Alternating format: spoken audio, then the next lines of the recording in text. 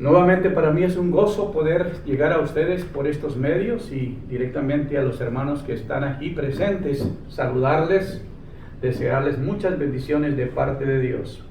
Es muy lindo saber que estamos con vida, tenemos salud, hemos sido prosperados y eso es una bendición muy grande. Amén.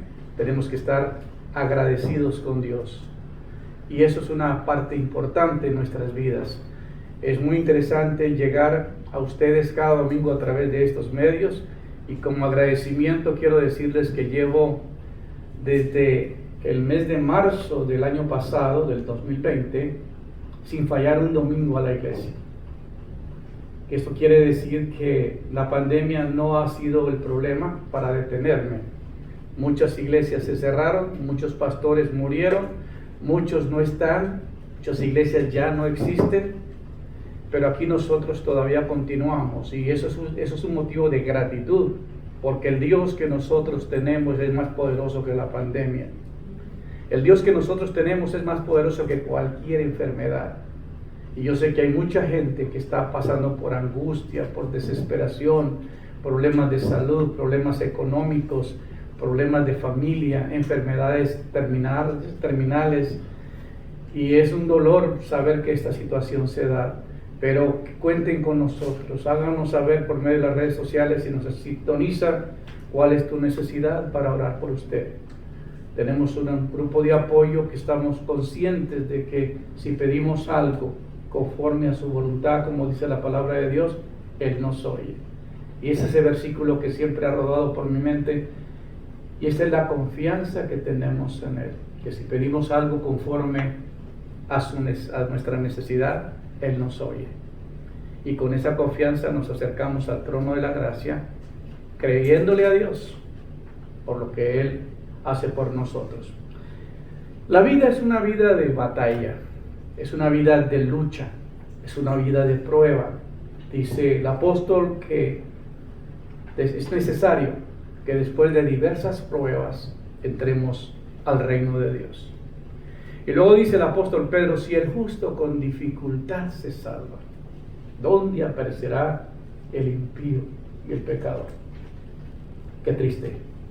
Para aquellas personas que han tomado la vida cristiana a la ligera, no se han puesto a pensar que la vida se nos puede ir y no hemos hecho nada para retener la obra y lo que Él nos ha encomendado. En esta mañana no va a ser una excepción. Mis mensajes son como una espada de dos filos, penetrantes, cortantes, y mucha gente pues lo resiente porque pues no hay sermones de esta naturaleza. Porque como no pido ofrenda y no estoy en el ministerio por alguna situación económica, me siento con toda la libertad de predicar la palabra tal como la palabra de Dios la enseña. Dice, compra la verdad y no la vendas. Así que con esa libertad me doy para poder llegar a ustedes y decirles lo que verdaderamente necesitan saber. Hay un pasaje en la Biblia y voy a hablar hoy acerca de la serie que comencé acerca del llamamiento celestial, acerca de el establecimiento de los ministerios, acerca de los dones, y la semana pasada nos quedamos en el fruto del Espíritu. Entonces hoy quisiera añadir un poquito más a este mismo tema porque no hemos terminado sobre el fruto del Espíritu. Mucha gente no tiene idea que Dios nos tiene que formar de nuevo. El hombre perdió la imagen y la semejanza de Dios con que fue creado cuando cayó Adán y Eva y la figura de Dios en ellos se fue desapareciendo. ¿Por qué? Porque Dios lo creó en un estado de inocencia a imagen y semejanza, pero el hombre no quiso obedecer. Muchas veces nos han puesto que en el jardín del Edén había el árbol de la ciencia del bien y del mal, y siempre nos han predicado de ese árbol, pero no nos han predicado de otro árbol que estaba ahí, que era el árbol de la vida. Y cuando Adán y Eva pecaron, ellos fueron arrojados del paraíso y fueron querubines puestos a proteger el árbol de la vida. ¿Qué hubieran pasado si ellos hubieran comido del árbol de la vida y no hubieran comido del árbol de la ciencia del bien y del mal?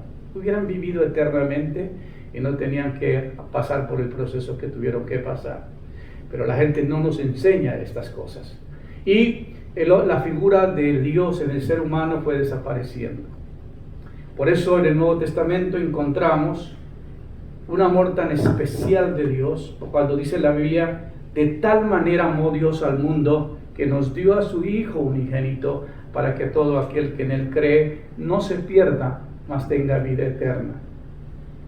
Fue tanto el amor de Dios que tuvo que hacer algo extraordinario y mandar venir a la tierra. Dice que Jesucristo es la imagen misma del Dios invisible, es el primogénito de toda la creación, y Él es Dios mismo. Y la palabra Jesucristo es Emmanuel, que quiere decir Dios con nosotros. Entonces Dios se encarnó a través de su Hijo para llegar a enseñarnos el camino que debemos tomar y enseñarnos y pagar el precio.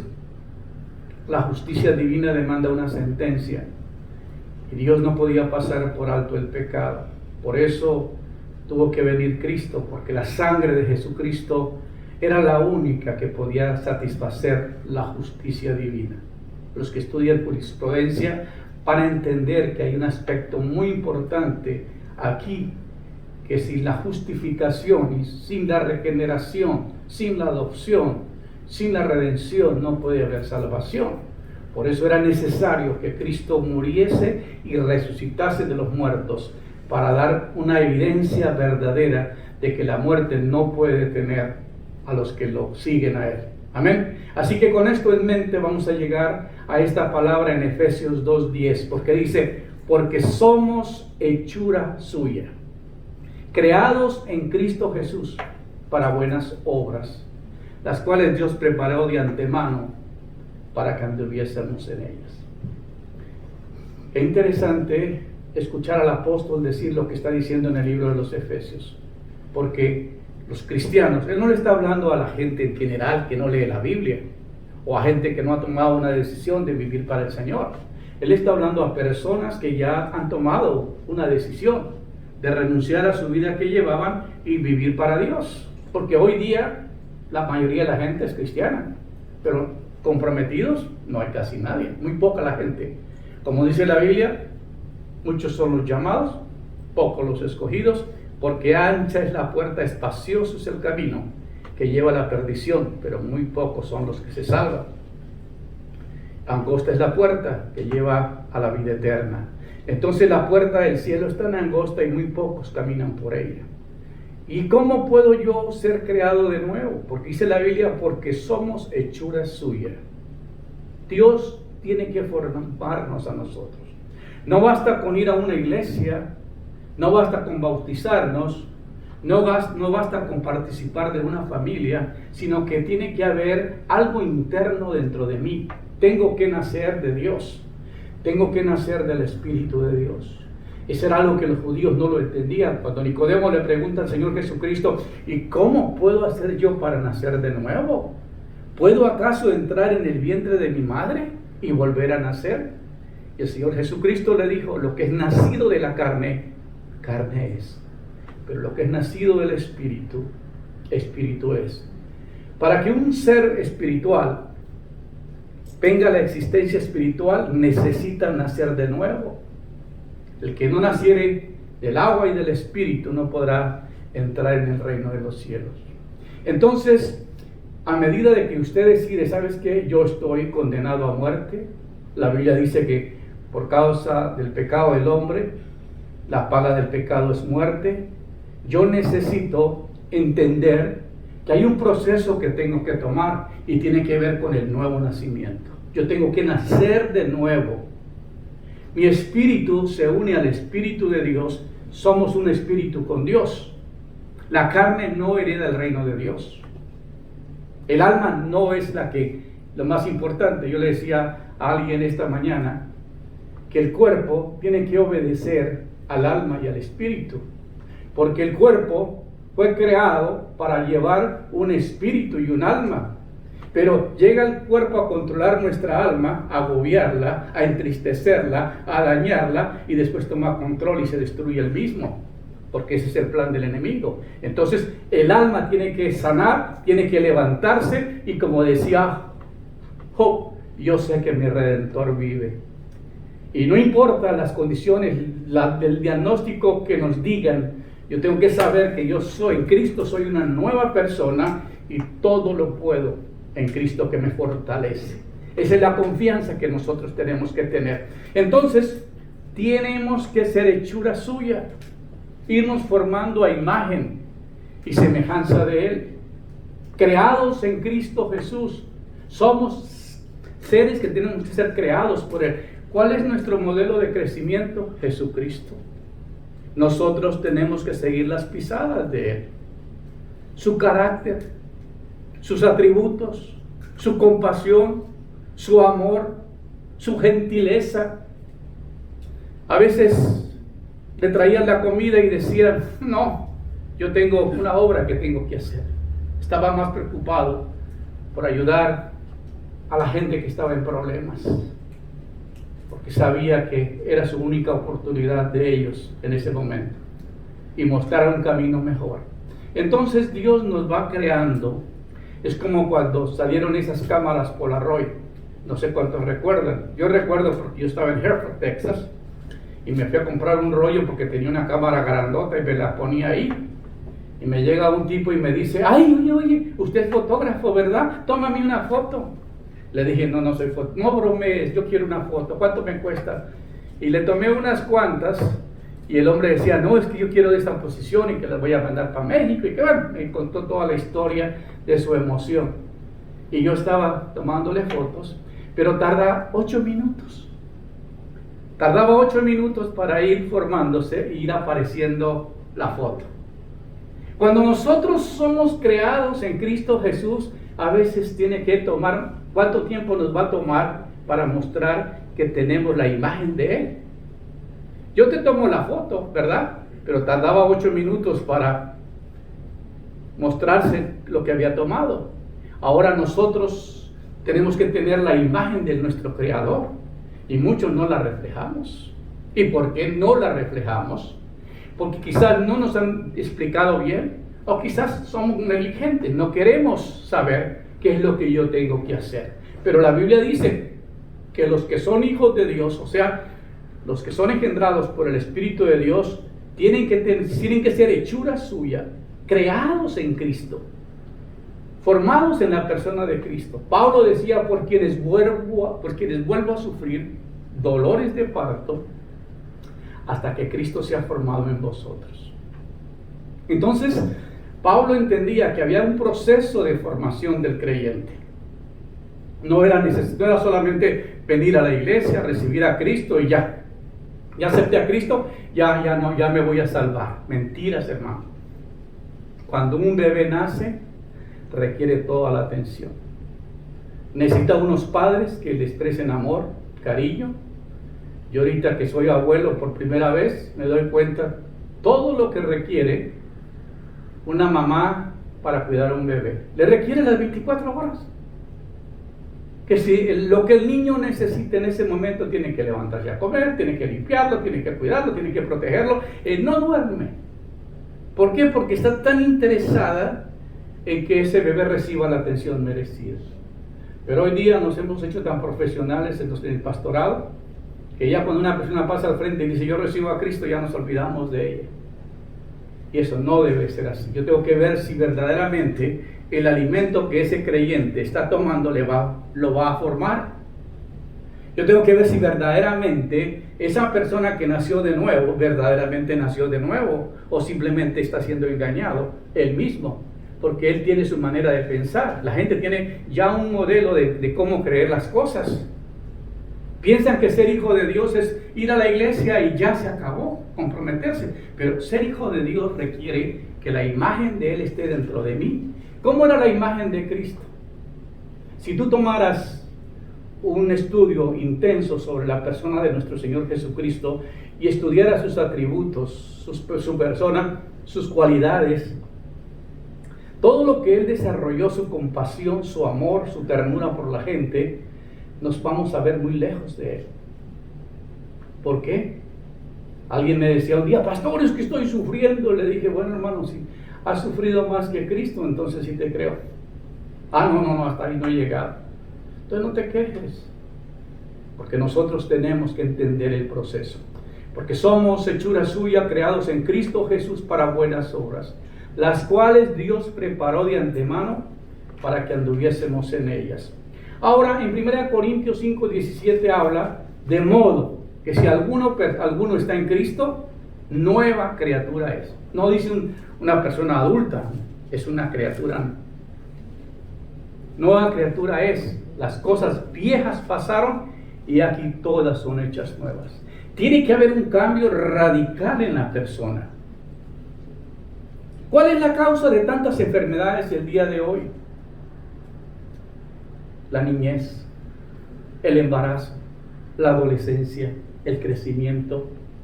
Todo lo que una persona recibe durante su adolescencia, su niñez, eso le cobra factura cuando llegue a una edad madura. La gente no entiende eso.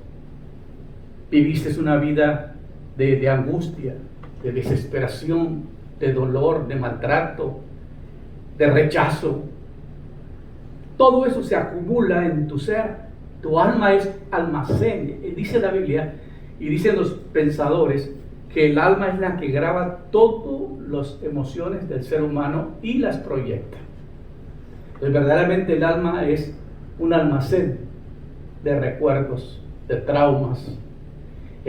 El alma necesita regeneración. El alma necesita sanidad interior, porque el alma es lo más importante del ser humano. Cuando Dios dijo, hagamos al hombre a nuestra imagen y a nuestra semejanza, y impartió el Espíritu, sopló sobre ese cuerpo hecho del barro, y le impartió vida, y en ese momento fue el ser una alma viviente.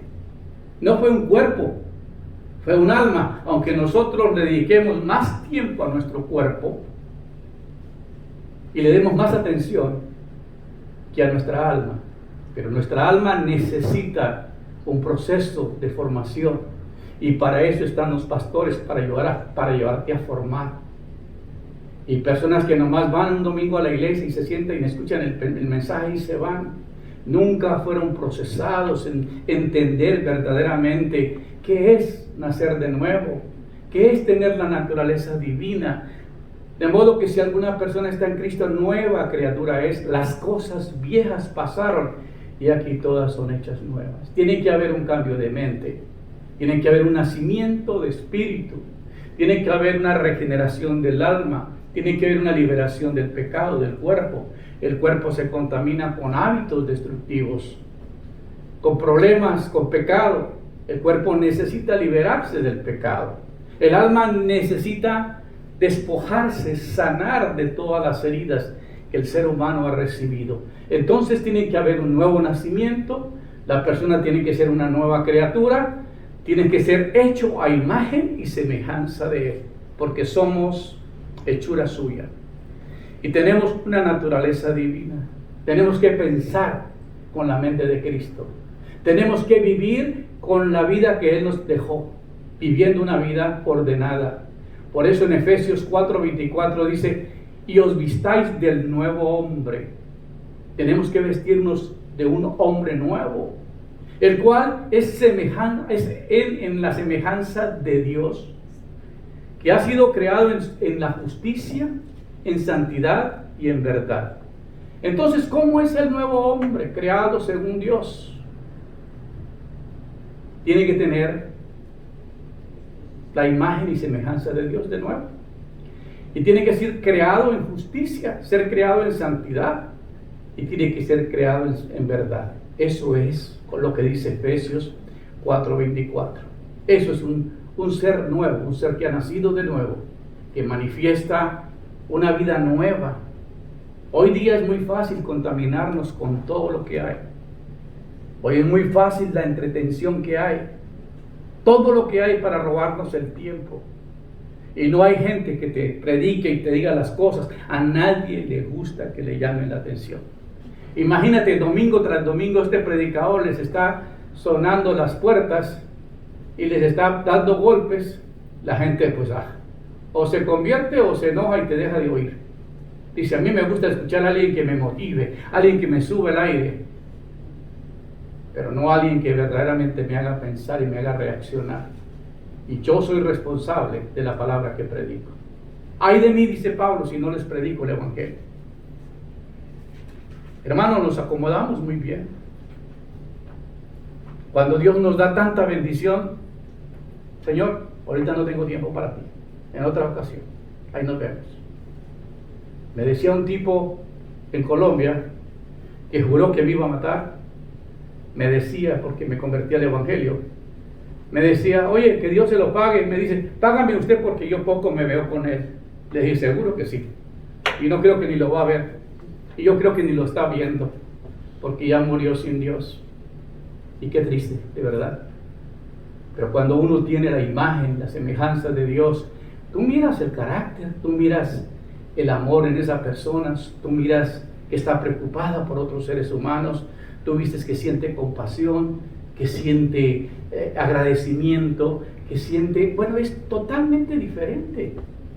Esta semana llegó un hombre al negocio con muchos problemas y nos pusimos, estaba mi hijo y estaba otro pastor conmigo y comencé a hablarle y me dice, oye, pero es que ustedes son totalmente diferentes. No he encontrado gente alrededor. ¿Ustedes qué son? Pues ya le tuvimos que decir que éramos pastores. No nos quedó de otra. Pero es que ellos tienen que ver que hay algo diferente que nos hace diferentes, porque tenemos la imagen y semejanza de nuestro Creador, nos parecemos a Él. Pero nadie toma tiempo para decirme todas estas verdades. Nadie me ha dicho que estoy por un camino equivocado. Pero gracias porque me llamó verdaderamente la atención en esta mañana. Así que bueno, ahora Isaías 43:7, hay un versículo que me llama mucho la atención. Dice, todos los llamados de mi nombre, para gloria mía los he creado, los formé y los hice. Él solamente va a formar a los que ha llamado. Por eso algunos no entienden. Oye, hay tantos mensajes que se predican y la gente no los entiende. Pero uno dice, pero Dios mío, ¿por qué no lo entienden si está claro? Porque tienen bloqueada su mente. Están, ¿cómo se dice? Su mente está totalmente, hay un bloqueo total. No, la palabra no la entienden. Por eso uno tiene que llegar a romper ese cerco, ese vallado que tienen en sus mentes para deshacer todos los argumentos que el enemigo ha puesto en esa mente, porque todos lo cuestionan. Pero la Biblia dice, todos los llamados en mi nombre, a todos los llamados en mi nombre, para gloria mía los he creado. Tú fuiste creado para glorificar al Señor. Lo primero que tienes que hacer, como las aves, es adorar al Creador. ¿Cuántos de nosotros despertamos en la mañana con el deseo de adorar a Dios, de alabarlo, de bendecirle, de darle gracias por todo lo que Él ha hecho por nosotros? Y no solamente por lo que Él ha hecho, sino porque es nuestro deber, que fuimos creados para adorarlo. Cuando tú tienes una buena relación con tu Creador, Él te escucha. Él te escucha.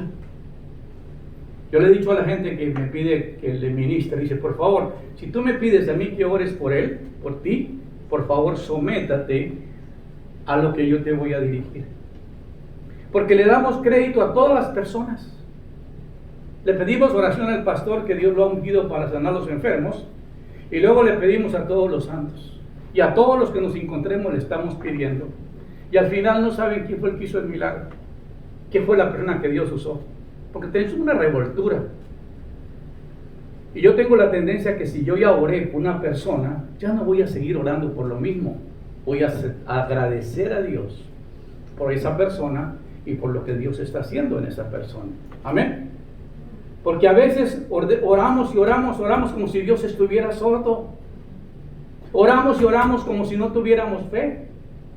Hermano, una vez que yo he presentado mi petición ante el Creador y me he unido, en ese momento yo la llevé Ahora yo nomás estoy a la espera de que esto ocurra. Tú ordenaste algo en el catálogo. Ahora casi ya no vamos a las tiendas. Ahora todo lo hacemos a través de las redes sociales. Solamente estamos pendientes del correo, UPS, FedEx, que llegue a nuestro negocio a traernos lo que hemos ordenado. Y estamos a la espera. Ay, no me puedo ir porque ordené algo y me va a llegar ahorita. Uno tiene que tener esa expectación. Ya oramos. Yo voy a esperar mi milagro. Yo voy a esperar que los resultados, que vaya al doctor y le diga, hey, ya no tienes lo que tenías. ¿Por qué? Porque has puesto toda tu confianza. Porque has dedicado a creerle a un Dios que lo puede todo. Amén. Así que hay que vestirnos del nuevo hombre. Que os vistáis del nuevo hombre, el cual a la semejanza de Dios ha sido creado en la justicia, en la santidad y la verdad. Oh, wow, eso es tremendo, esta palabra. La Biblia deja muy claro que Dios creó al hombre y que lo creó para su gloria, como dice Isaías 43:7. Por lo tanto, el propósito fundamental del hombre, según la Biblia, es simplemente glorificar a Dios. Yo me gusta leer los salmos porque, por ejemplo, ese Salmo 103 que dice, bendice alma mía Jehová. Bendice alma mía Jehová y no olvide ninguno de tus beneficios. Él es el que sana tus dolencias, el que rescata tu vida, el que te corona de favores y misericordia, el que sacia de bien tu boca, el que te rejuvenece como el águila. Oye, hermano, cuando tú cambias tu queja, tu lamento, a pesar de las noticias tan verdes, tan malas que le dieron, pero comienzas a ver lo otro positivo, te levantas y glorificas al Señor. Dices, ¿sabes qué, Señor? Este me quiere muerto, pero yo voy a quedarme vivo para adorarte. Como le dijo David, Señor, los muertos no te adoran, pero yo sí te adoro. Los muertos, en el Seol no hay memoria de ti, pero yo, si me dejas vivir, ahí voy a estar con el arpa. Ahí voy a estar adorándote. Y el Señor no tuvo más que dejarlo vivir. Lea el Salmo 6, lea el Salmo 32, lea el Salmo 51 y vea cómo va el progreso, la oración de David. Amén. Quizás una pregunta más difícil de contestar es, ¿cómo se glorificará a Dios? Encontramos Salmo 100, versículos 2 y 3, se nos dice que adoremos a Dios con alegría y que le reconozcamos a Jehová, en Dios, que Él nos hizo y no nosotros a nosotros mismos. Pueblo suyo somos, ovejas de su prado, y parte de lo que sería glorificar a Dios es reconocer quién es Dios, para empezar nuestro Creador y alabarlo y adorarlo cada día. Eso es nuestra meta. Olvídate de pedir tanto, porque usted piensa que orar es pedir. Hay mucha gente que piensa que orar a Dios es pedirle. Oye, tú comienzas a ser generoso con la gente y le mandas un dinero, y luego ya no te piden un dinero, ya te piden un carro. Y todo el tiempo quieren que les dé más. Todo el tiempo quieren que les dé. Ahora imagina si tú tienes un amigo que todos los días quiere que le preste $100. Y viene, ¿sabes qué? Ayer, el dinero que me dio ayer no me alcanzó, quiero que me preste otros 100 hoy. ¿Tú quieres tener esa clase de amigos? Quizás Dios tenga esta clase de amigos con nosotros, que siempre que lo vemos o siempre que lo buscamos es para pedirle. Y nunca nos damos cuenta que nuestro deber no es pedir, es adorar. Cuando yo estaba pasando por una situación bien difícil, en momentos en que yo decía, Señor, no soporto más, es muy difícil todo este proceso que me está llevando.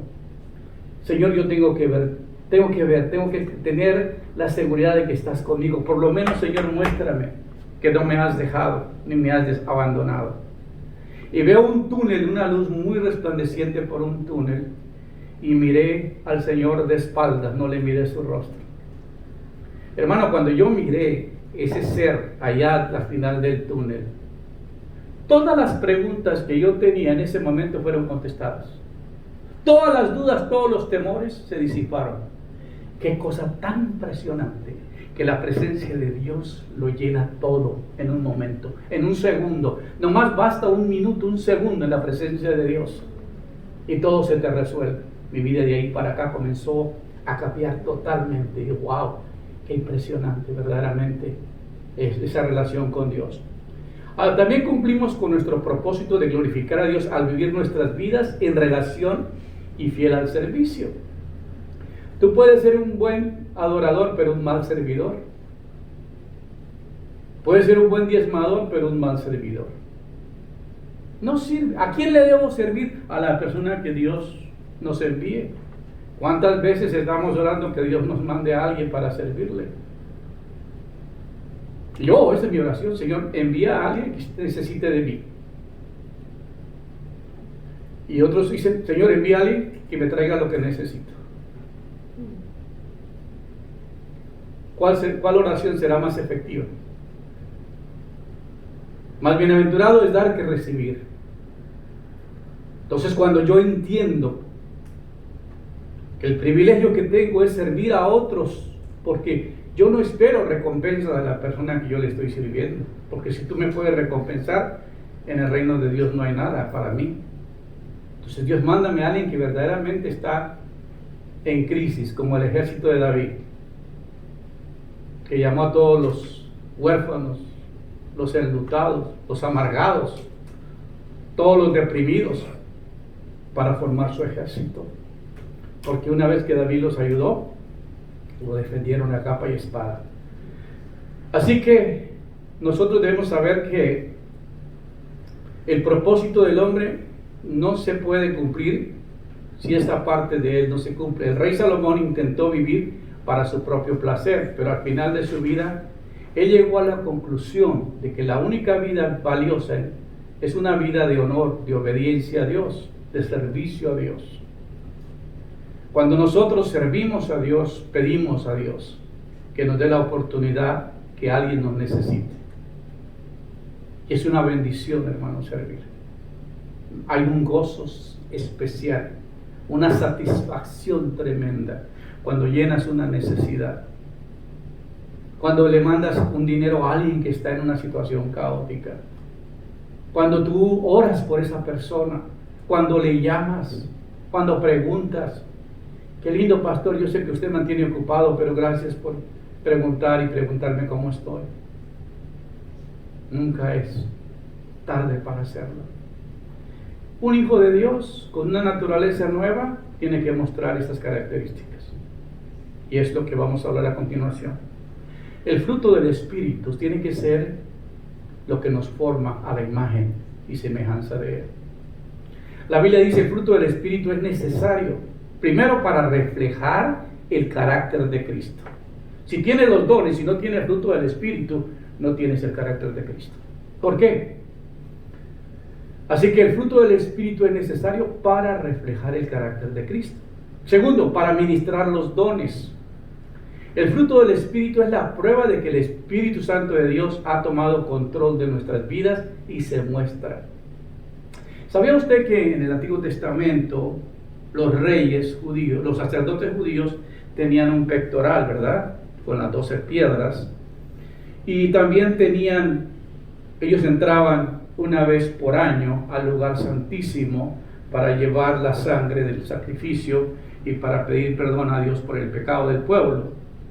Pero ellos tenían en su vestimenta, aparte del pectoral, tenían en la falda de su túnica que usaban, tenían una manzanita de metal y una campanita. Entonces, la campanita chocaba con el fruto y daba un sonido, pero no incierto. Porque si dos campanas suenan juntas, es ridículo, ¿verdad? No se oye bien. Pero la razón por la cual el sacerdote, cuando ministraba, necesitaba tener el fruto y la campana, era porque uno representa el don y el otro representa el fruto del Espíritu. Entonces, un predicador puede ministrar con los dones y no tener el fruto. Y a veces choca, porque todo lo que busca es por los dones. Yo recuerdo que un profeta me dijo: yo te profeticé esto, así que dame una ofrenda. Yo te profeticé. Yo fui allá a una estación de televisión Y le dijo, hey, yo fui el que te profeticé que Dios te iba a poner en la televisión, ahora quiero tiempo gratis. Y me llevó a mí para ese programa y me salí, yo fui el último programa que fui. No me pareció que yo esté vendiendo los dones, ¿o no? Pero el sacerdote entraba al lugar santísimo y él tenía que estarse moviendo, porque si él dejaba de moverse, él había caído muerto. Si él estaba en pecado, iba a ministrar al lugar santísimo, y si su vida no estaba en santidad, a él le amarraban un mecate a un pie, y él tenía que caminar con el mecate agarrado, y para oír los que estaban allá, que lo cuidaban, tenían que oír el ruido de la campana y del fruto. Cuando él se estaba moviendo, se sonaba. Cuando dejaba de sonar, es que se había muerto, porque no estaba apto para servir. Entonces no podían entrar los otros sacerdotes al lugar santísimo, no les era permitido. Entonces con un mecate, hermanos, lo tenían que jalar y sacarlo de ahí. Hay un pasaje en la Biblia que dice, muchos me dirán en aquel día, Señor, Señor, si en tu nombre echamos fuera a los demonios, si en tu nombre sanamos los enfermos. ¿Y cuál fue la respuesta? De cierto os digo, no os conozco, hacedores de maldad, al fuego eterno preparado para el diablo y sus secuaces. Muchos predicadores hoy día piensan que porque tienen dones están aptos para entrar al reino de Dios. No, mi hermano, si el carácter de Dios no está en ti. Decía un predicador, me decía una vez, pastor, yo no sé, que cuando yo enojo me siento como un enojo santo, y si la gente no se cae cuando pongo las manos, lo empujo. Le dije, oye, ¿qué estás haciendo? Eso no era Dios, eso era el espíritu humano, el ser humano ministrando. Eso no es así. Cuando Dios me da una palabra para alguien, si yo veo que lo comprometo, lo llamo en privado. Soy muy noble en acercarme y ver su necesidad para interceder por él. Tiene que tener una calidad humana impresionante para poder ministrar los dones, y por eso es necesario el fruto del Espíritu. El fruto del Espíritu es necesario para reflejar el carácter de Cristo. El fruto del Espíritu es necesario para ministrar los dones. El fruto del Espíritu es la prueba de que el Espíritu Santo de Dios ha tomado control de nuestras vidas y se muestra. El fruto del Espíritu en la vida de nosotros está diseñado para producir una cosecha abundante. En Juan 15:16 dice este versículo, no me elegisteis vosotros a mí, sino que yo os elegí a vosotros, y os he puesto para que vayáis y llevéis fruto y vuestro fruto permanezca. El fruto del Espíritu es eterno, mas los dones son temporales. La gente confunde el fruto del Espíritu con los dones. Pero el fruto del Espíritu, cuando tú te mueras, te lo llevas. Porque ese es el down payment, esa es la cuota inicial. Eso es lo que el Espíritu Santo ha entrado a darte a ti. El amor es algo que está dentro de ti. El gozo es algo que está dentro de ti. La paz es algo que está dentro de ti. No es algo que te dio para hacer otras cosas.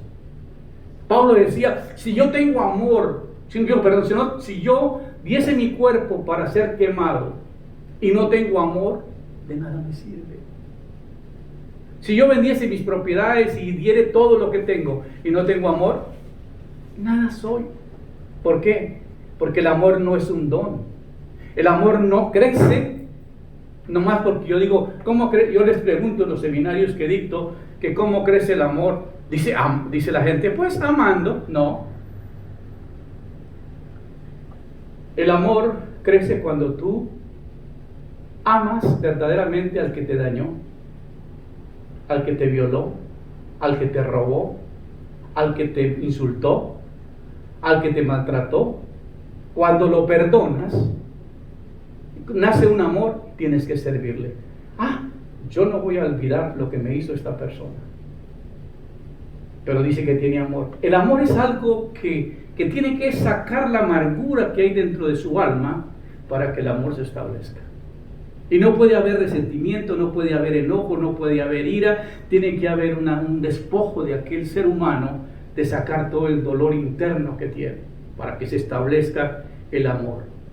Y luego el amor es un fruto del Espíritu en nosotros. Es la primera cosecha, se le llama la primera cosecha. La primera cosecha está relacionada con el amor, el gozo y la paz.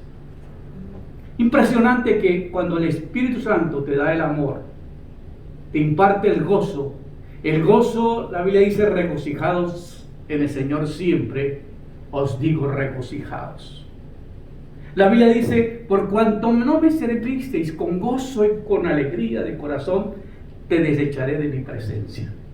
¿Por qué? Porque muchos están amargados y quieren servir a Dios de esa manera. Y el gozo es algo que tú tienes que reflejar. El gozo es una persona que vive alegre, que cuenta chistes, que te dice bromas. Es impresionante que cuando uno cuenta chistes, hasta de Alemania te los mandan. Es increíble.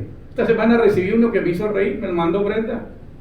Y me hizo reír muchísimo. ¿Por qué? Porque hay algo que la gente sabe. A él le gustan los chistes y se los voy a contar. Hay una hermana allá que se llama Gaby, no sé si llegó hoy, pero a ella me gusta contarle chistes porque ella se ríe con una gana y le inspira a uno a contarle otro chiste. Como que me quiero aprender a ver si me aprendo uno nuevo para decirle, hermana, ¿sabes qué? ¿Ya oíste este chiste? No, pastor, cuéntamelo, y ahí está pendiente. Y cuando se lo cuento, ¡juá, juá, juá, juá, juá, juá, juá! Antes no reía así, ¿verdad? Pero eso es algo hermoso. Ahora, el gozo está en el alma, no está en el corazón. Uno tiene que tomar vino para alegrar el corazón, pero uno tiene que tener el gozo del Espíritu para vivir en armonía con Dios. Dice la Biblia, no os embriaguéis con vino en lo cual hay desilusión, más bien sed llenos del Espíritu Santo. Qué impresionante. Si no tienes al Espíritu, necesita que te eches unos cuantos tequilas. Pero si tienes al Espíritu, no lo necesitas, porque Él te produce el gozo. Como decía Pablo y Silas, gozo en el calabozo. Entonces el gozo es mi fortaleza. El gozo es el que me saca de la presión que tenga. El gozo es el que me lleva a superarme de las crisis que estoy viviendo. Una alma angustiada, desesperada, cuando el gozo llega al corazón, al alma, comienza a disipar aquellas cosas negativas. Tú puedes ahuyentar la enfermedad con la llenura del Espíritu, porque pone amor, Dios pone gozo, pone paz. La Biblia dice que el amor, el gozo y la paz es un regalo de Dios para mí. Esto es lo que yo necesito, es la primera cosecha, y eso es un regalo del Espíritu Santo para mí. En cambio, a la segunda cosecha, que tiene que ver con la paciencia, benignidad y bondad, todo esto es para ayudar a otros. Entonces, si tú tienes la primera cosecha, que es amor, gozo y paz, ya puedes manejar lo segundo. Dice la Biblia que la paciencia crece a través de un sufrimiento prolongado. En inglés la palabra paciencia es sufrimiento prolongado en una versión. Imagínate, usted le dice al Señor, Señor, dame paciencia, pero dámela ya. Pues va a tener que pasar por un proceso de enfermedad o un proceso de situación muy difícil para que el carácter de Dios se comience a formar en ti. La paciencia. Pacientemente esperé a Jehová y Él se inclinó hacia mí. Impresionante. Entonces, si yo tengo paciencia, la paciencia es necesaria para ministrar los dones. Cuando vas a ministrar a un borracho, cuando vas a ministrar a una persona que está llena de amargura, de resentimiento, de dolor, de traumas, uno tiene que tener la paciencia para poderlo guiar y para poderlo dirigir, porque esas personas no están receptivas de ninguna manera. Benignidad, tiene que ser benigno. La bondad, generoso con la gente. Descubra los sinónimos que tienen que ver con paciencia, con benignidad y bondad. Y vas a ver la importancia que es ese fruto del Espíritu en la vida de nosotros. Amén.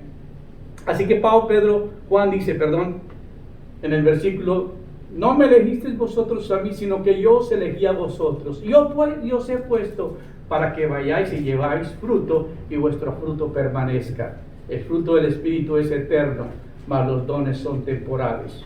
Pablo dice que la profecía, la ciencia acabarán, cesarán las lenguas, pero el amor nunca deja de ser, porque el amor no es un don, sino un fruto.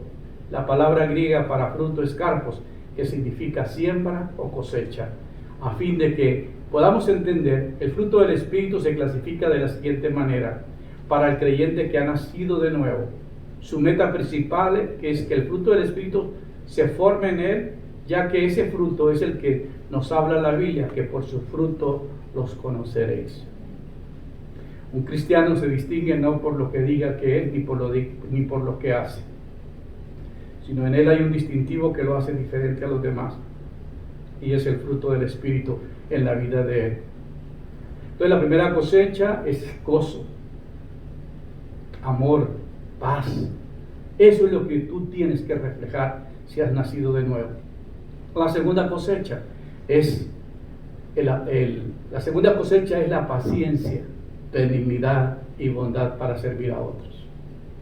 Si tú no tienes estos ingredientes en tu vida, si el Espíritu Santo no ha formado el carácter de él, queremos tirar la toalla. Nos frustramos porque la gente es difícil de servir. Tú le das lo mejor de lo que tienes y la gente espera más. A veces dice, yo merezco más, pero bueno, por ahora con esto me conformo. Porque si somos los seres humanos. Siempre una persona que está herida, que está resentida, que lo han tratado mal, siempre carece de amor y siempre carece de cariño y carece de todo. Y uno trata de llegar a esa persona haciendo lo mejor y nunca lo llega a satisfacer. ¿Por qué? Porque no está en esa condición para recibir las cosas, porque necesita sanidad interior. Lástima que el tiempo se nos va, pero quiero hablar de la tercera cosecha. La mansedumbre, la templanza, es para agradar a Dios y ministrar los dones. Y luego, el gozo y todo lo demás va llegando a formar el propósito de Dios en nosotros. Fe, mansedumbre y templanza es la tercera cosecha. Entienda que la palabra fruto es cosecha. Cuando hay una cosecha es porque hay fruto. ¿Me explico? Entonces, cuando un árbol da el fruto es porque llegó el tiempo de la cosecha. Cuando un creyente está maduro, no es que sale a predicar, no es que hace cosas. Cuando un creyente está maduro, está parado en un lugar, tiene paciencia, tiene benignidad, tiene bondad, que es para ayudar a otros. Amén. Luego hay otro fruto, la última cosecha, que es fe, mansedumbre y templanza, es para agradar a Dios. ¿Lo entendió? La primera cosecha es para mí, la segunda es para ayudar a otros, y la tercera es para agradar a Dios. La Biblia dice que sin fe es imposible agradar a Dios. La Biblia dice que Moisés era manso, un hombre de un carácter dócil. Lo aprendió en el desierto. Aprendió a tener un carácter controlado. Mansedumbre y templanza. Templanza se mide como cuando una espada, el que las hace tiene que meterlas al fuego y meterlas al agua, meterlas al fuego, martillarlas y meterlas al agua. Con el martillo, con el agua y con el calor va haciendo que la templanza en esa espada se haga el acero, se haga bien fuerte y ya no lo doble, ya le pueda sacar filo. Y dice la Biblia que la Biblia es como una espada de dos filos que penetra hasta partir el alma. ¿Por qué? Porque un cristiano lo último que tiene es la templanza, su carácter controlado. No reacciona frente a cualquier situación. Si yo fuera por reaccionar a veces Uno lo descontrola porque hay gente que tiene especialidad de ser agresiva con las palabras o con sus actitudes y trata por todos los medios de agrederte. Pero si tú aprendes a tener un carácter controlado, no te dejas dominar. Eres manso porque sabes que los bueyes dice que son mansos porque ya aprendieron, ya no es un torito joven, ya ellos aprendieron. Dice que los bueyes son mansos porque para poner a romper la tierra hay que poner un toro ya de edad y un jovencito, un novillo, porque el toro se somete al surco y no tiene que estar golpeando el que está dirigiéndolos. En cambio, el jovencito brinca y patalea y se quiere salir y él es tal que no tiene que golpear hasta que el viejo lo enseña a caminar para que no sufra. Cuando nosotros tenemos el carácter de Dios, aprendemos a vivir una vida diferente. Por eso dice la palabra, los dones son temporales, mas el fruto del Espíritu es eterno. La profecía, la ciencia acabarán, cesarán las lenguas, pero el amor nunca deja de ser. ¿Por qué? Porque tú te vas con eso. Una de las cosas es que si el espíritu de aquel que levantó de los muertos a Jesús mora en vosotros, el que levantó de los muertos a Jesús vivificará vuestros cuerpos mortales por su espíritu que mora en nosotros. Por esa razón, cuando el Señor forma el carácter de Él en ti, aprendemos que ya nuestras prioridades no son las cosas materiales, no es lo que tenemos, sino es la vista en lo que viene. Poner la vista en las cosas de arriba, poner los ojos en las cosas de arriba, no las de la tierra, porque lo que se ve es temporal, pero lo que no se ve es eterno. De esa manera nosotros entendemos que es necesario ser creados a imagen y semejanza de Él y reflejar el carácter de Cristo en nuestras vidas. El Señor bendiga su vida y espero que este mensaje te ayude a entender el plan y el propósito de Dios con su vida. Que el Señor continúe bendiciendo y gracias por entrar con nosotros y sintonizarnos a través de las redes sociales. Un abrazo a todos, bendiciones.